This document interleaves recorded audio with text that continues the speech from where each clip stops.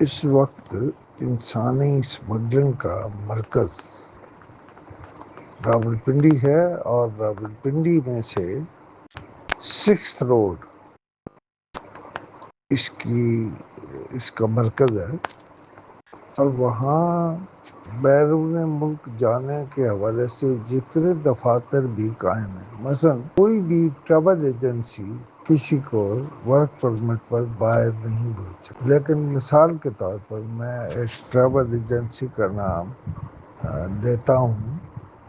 اور اس travel agency نے singers کا ایک گروپ بنانے کے نام پر بہت سے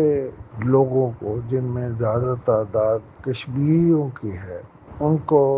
یقین دلایا کہ انہیں ورک پرمٹ ملے گا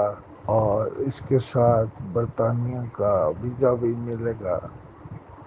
وہ ایک گروپ بناتے ہیں اور اس کے ساتھ کچھ لوگوں کو نتھی کر کے ان سے،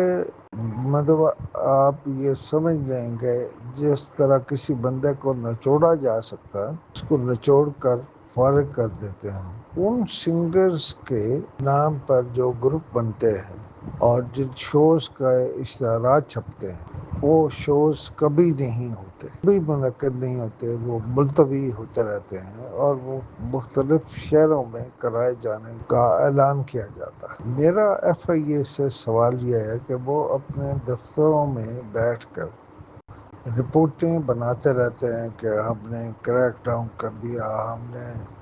گجرات سے اتنے پکڑ لیے، ہم نے گجرانوالہ سے اتنے پکڑ لیے،